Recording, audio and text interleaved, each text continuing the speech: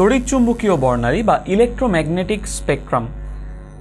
তড়িৎচুম্বকীয় বর্ণালী কি? তড়িৎচুম্বকীয় বর্ণালী আমরা একটু আগে বলে ফেলেছি যে তার দুটো কম্পোনেন্ট বা দুটো উপাংশ থাকে, ইলেকট্রিক ফিল্ড এবং ম্যাগনেটিক ফিল্ড। এখন এই যে তড়িৎচুম্বকীয় বর্ণালী, বর্ণালী মানে কি বলেছিলাম যে অনেকগুলো বর্ণের সমাহার।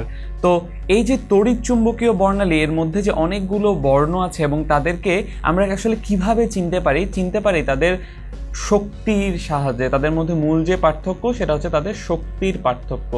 বিভিন্ন ধরনের শক্তি, যেমন ধরো আমরা যে আলোগুলো চোখে দেখি, যেমন লাল, নীল, সবুজ, হলুদ, এই আলোগুলোর কিন্তু এক একটার শক্তি এক এক রকম, এক একটার এনার্জি এক এক রকম। এবং এই এনার্জি সমান আমরা বলেছিলাম এইচ নিউ, যেখানে এইচ হচ্ছে প্ল্যাঙ্কের ধ্রুবক আর নিউ হচ্ছে কম্পাঙ্ক। এই যে কম্পাঙ্ক বা ফ্রিকোয়েন্সি, এই ফ্রিকোয়েন্সি সমান হচ্ছে আবার সি বাই ল্যামডা। এই সিটা হচ্ছে কি আলোর বেগ, আর এই ল্যামডাটা হচ্ছে তরঙ্গ দৈর্ঘ্য। কাজেই এই যে ইলেকট্রোম্যাগনেটিক স্পেকট্রাম বা তড়িৎচুম্বকীয় বর্ণালী, এই তড়িৎচুম্বকীয় বর্ণালীর মানে বোঝার জন্য যে কোন ধরনের রেডিয়েশন, সেটার উপায় হচ্ছে তার এনার্জি দেখা, তার ফ্রিকোয়েন্সি অথবা তার ওয়েভলেংথ। এই তিনটা প্রপার্টির সাহায্যেই আমরা একটা তড়িৎচুম্বকীয় বর্ণালীকে চিনতে পারি। এখন দেখো, এখানে তোমরা একটা তড়িৎচুম্বকীয় বর্ণালী দেখতে পাচ্ছ, যার একদম এই পাশে হচ্ছে ইনক্রিজিং দেখো এখানে লেখা আছে ইনক্রিজিং এনার্জি, বা এনার্জি এই পাশে বেশি, এই পাশে এনার্জি কম। যতই ডান দিক থেকে বাম দিকে যাওয়া যায় এনার্জি তত বেশি। আর ওয়েভলেংথ বা তরঙ্গ দৈর্ঘ্য ঠিক তার উল্টা। দেখো এই যে এনার্জি হচ্ছে তরঙ্গ দৈর্ঘ্যের সাথে ব্যস্তানুপাতিক। তার মানে এনার্জি যেহেতু এইদিকে বাড়ছে, তার মানে তোমরা দেখতে পাচ্ছ এই যে তরঙ্গ দৈর্ঘ্য এইদিকে কমে যাচ্ছে। তরঙ্গ দৈর্ঘ্য কি ছিল?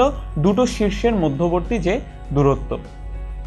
কাজেই এই তরঙ্গ দৈর্ঘ্য এইদিকে কমে যাচ্ছে, আবার এইদিকে বেড়ে যাচ্ছে।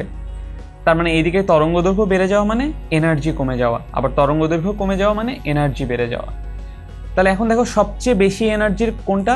গামা রে। হ্যাঁ, তার চেয়ে কম হচ্ছে এক্স রে, তারপর হচ্ছে আলট্রাভায়োলেট বা অতিবেগুনি, তারপর হচ্ছে ভিজিবল যে আলোটা আমরা চোখে দেখি বা দৃশ্যমান আলো, তারপর ইনফ্রারেড বা অবলোহিত, তারপর রেডিও ওয়েভ।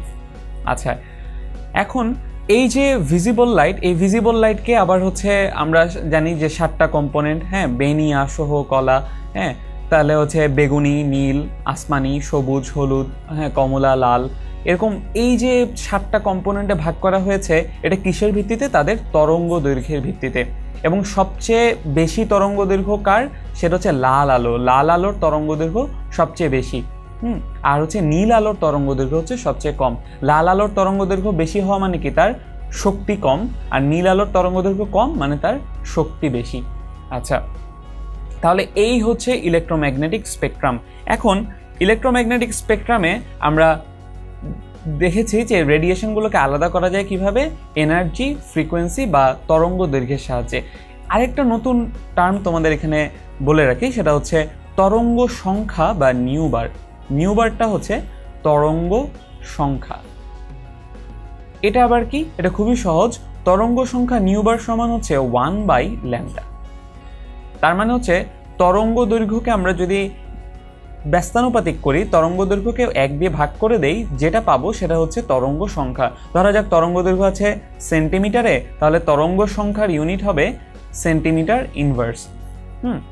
আচ্ছা, তাহলে এই যে নিউবার স্পেকট্রোস্কোপিতে, বিশেষ করে ইনফ্রারেড স্পেকট্রোস্কোপিতে এই নিউবারটা খুব প্রচলিত, তাই আমরা এটা শিখে রাখলাম যে নিউবার সমান কি? কিছুই না, জাস্ট তরঙ্গ দৈর্ঘ্যকে 1 দিয়ে ভাগ করে দিলে সেটাই হচ্ছে আমাদের নিউবার বা তরঙ্গ সংখ্যা। তার মানে ধরা যাক তরঙ্গ দৈর্ঘ্য যদি হয় 800 ন্যানোমিটার, তাহলে নিউবার কত হবে? 1/800। পরে এটাকে সেন্টিমিটারে নিয়ে যেতে হবে, কারণ নিউবারকে প্রকাশ করা হয় সেন্টিমিটার ইনভার্স দিয়ে। তরঙ্গ সংখ্যার ইউনিট হচ্ছে সেন্টিমিটার ইনভার্স। আচ্ছা, তাহলে তড়িৎচুম্বকীয় বর্ণালীকে আমরা তাদের তরঙ্গ দৈর্ঘ্য, শক্তি, কম্পাঙ্ক, তরঙ্গ সংখ্যা, এরকম বিভিন্ন প্যারামিটারের সাহায্যে এক একটা রেডিয়েশনকে চিনতে পারি। এবং এই যে তরঙ্গ দৈর্ঘ্যের উপর যদি আমরা বলি, মেইনলি তরঙ্গ দৈর্ঘ্যের উপর ভিত্তি করে এই তড়িৎচুম্বকীয় বর্ণালীকে অনেকগুলো ভাগে ভাগ করা হয়েছে। এটা সম্পূর্ণ তরঙ্গ দৈর্ঘ্য এবং তাদের শক্তির উপর নির্ভর করে। এবং সেটা হচ্ছে সবচেয়ে বেশি এনার্জির হচ্ছে গামা রে এবং সবচেয়ে কম এনার্জির হচ্ছে রেডিও ওয়েভ বা রেডিও তরঙ্গ।